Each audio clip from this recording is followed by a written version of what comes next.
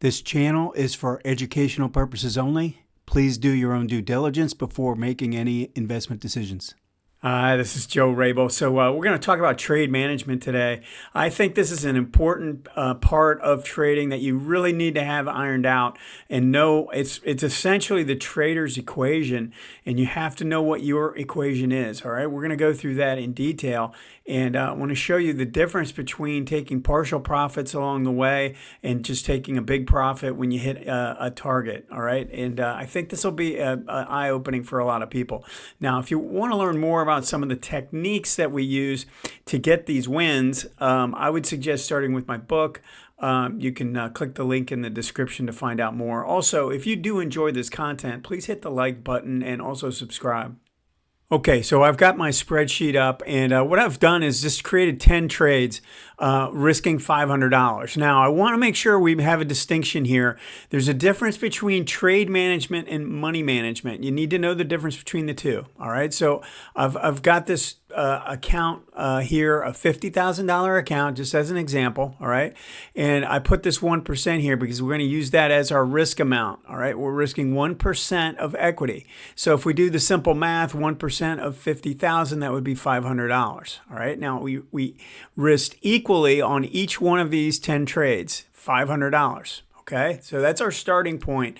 And what's interesting about this, I think, is that if you look at what we've done here, I've got trade management on the right. All right, so let's just put a little line here and say, over here is our money management. All right, $50,000 risking 1%. That's how much we're risking per trade. And then on the right, we have the trade management, and that's essentially determining how we manage where we take profits, where we raise our stops. Do we have a trailing stop? Do we just have one target and one stop and play it that way? So that's the trade management side of the equation. All right.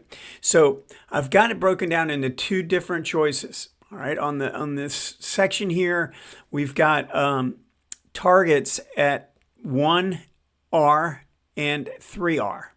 Okay. So I'm going to go into that in a minute. All right. And then on the right, I've got just one. We're taking one target at 3R. All right. So what does R mean?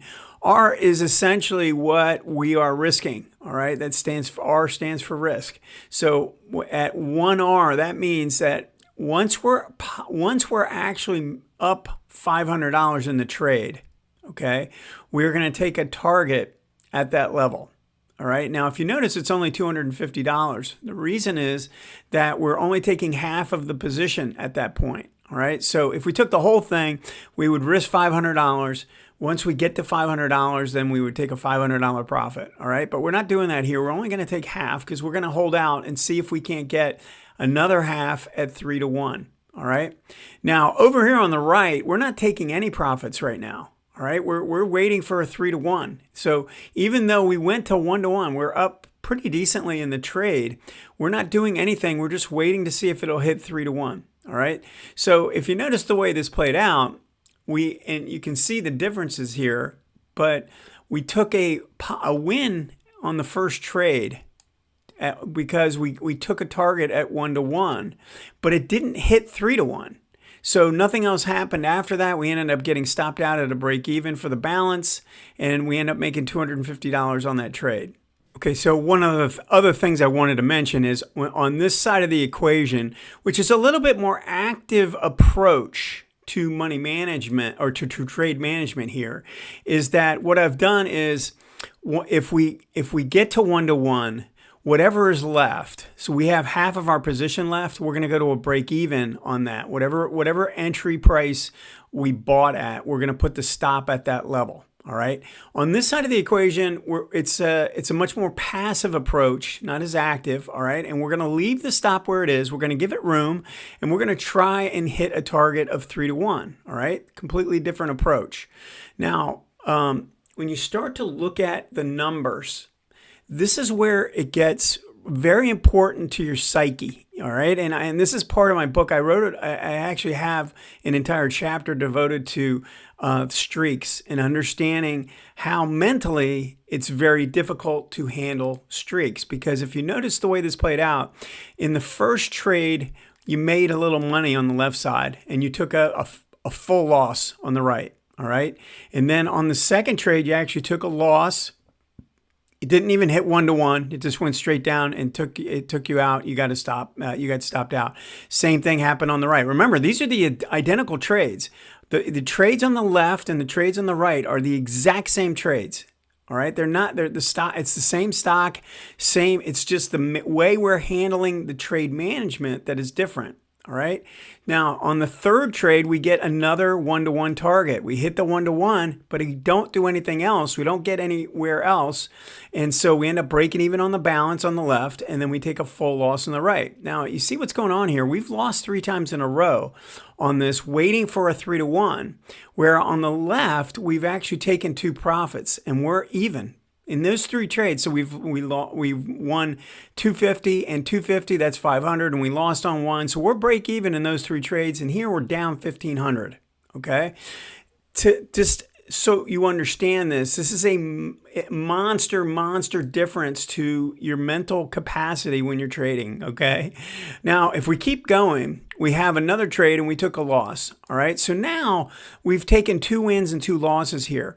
Now it's not the end of the world. I mean, we're down in our trades, but we've taken 2 wins, and I can't tell you how important it is to be able to take these wins, to be able to essentially keep you on the right roadmap, meaning you're continuing to take your trades, you're continuing to follow your plan because you've had 2 wins. Okay, you've had 2 wins. It's not like you're just sitting here taking losses every time. Now on the right, loss.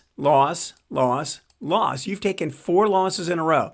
And I would argue that guys that have traders that lose 4 times in a row will almost always not take the next trade.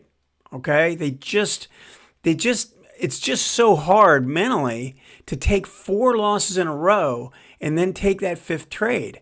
Okay? So you either have to have strong mental capacity to be able to do that. Okay, where you're just going to keep trading and you're going to ignore all that. And you have to get yourself to that point. But when you're starting out and you're trying to get yourself to a consistently profitable equity line, and it's not going to look like that. It's going to look more like this. All right. But to do that, you're going to need to have mix in some wins. I think it's going to be very difficult to have 4 full losses in a row and then wait out and think you're going to take that next trade.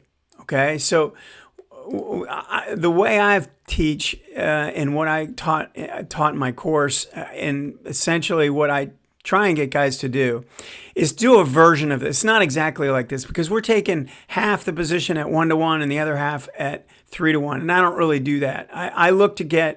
I essentially am looking for I try and trail and scale. So I'm scaling a little bit and then I trail, and I continue to do that and see if we can't catch one really big win. All right. In this instance, we did catch 4 pretty good wins, right? We hit 3-to-1 here, we hit 3-to-1 here, 3-to-1, 3-to-1. And we got the benefit of that on the right because we were waiting out for 3-to-1. Now, in those trades, we only made $1,000 on the left using this trade management style. Okay, and on the right, we made $1,500. Man, it's a pretty substantial difference. Now, the problem is, did you actually make that trade? Did you take that trade? Because you just took 4 losses in a row. And again, I mean, from a mental, just from a streak standpoint, you have to be able to understand you are going to go through streaks like this. It's going to happen.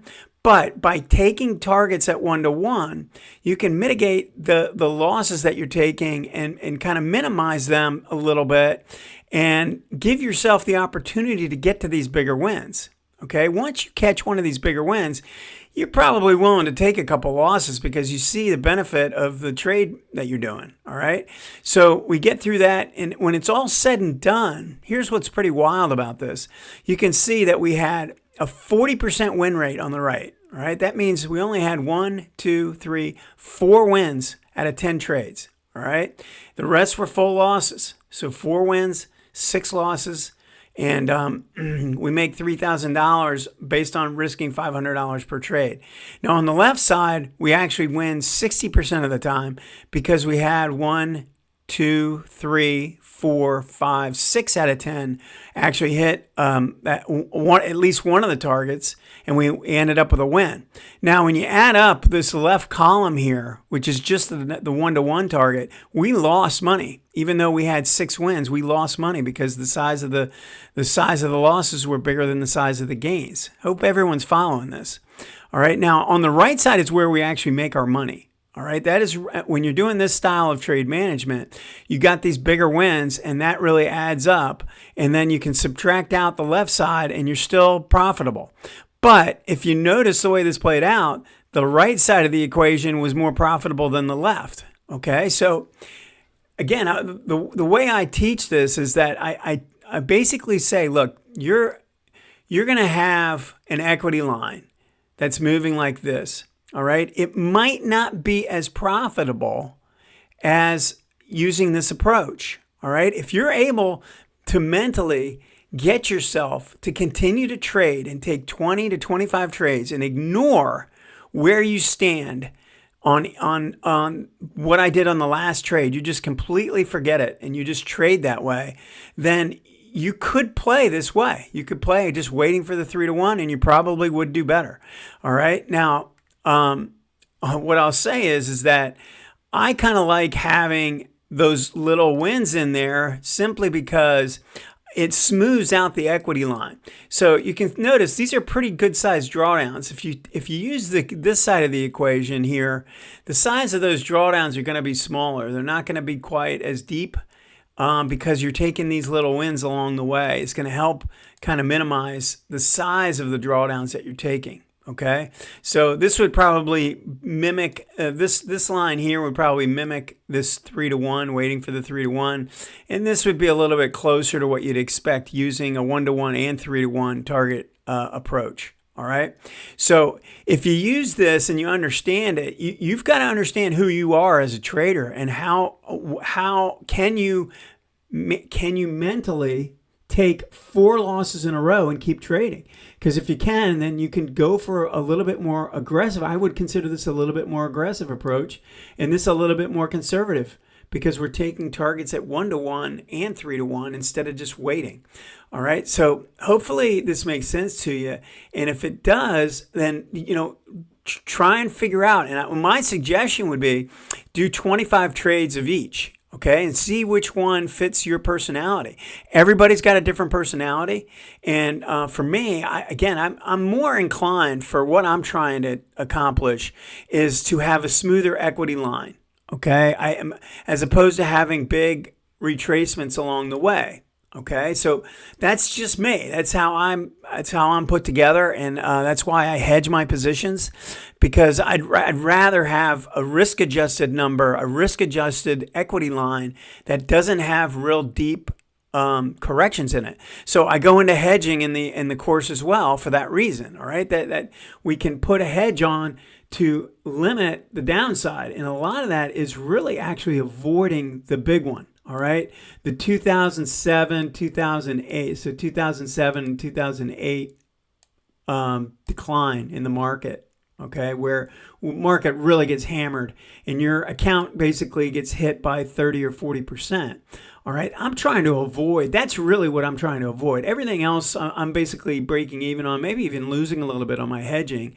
And then that's the one that really helps because I'm avoiding that monster move to the downside. And a lot of my subscribers, I think that's one of the major reasons why they are the subscribers, because I think what they're trying to do is the same thing. They're trying to avoid that monster decline in the market that really puts your retirement plan and everything else really out of whack. And if you take that kind of hit and you're 60 or something like that, it's going to affect your ability to retire and all that. So you've got to understand that these are all little things that you want to understand, both understanding money management and trade management, 2 key things that I think are incredibly important. So make sure you study this and let me know if you have any questions. Thanks.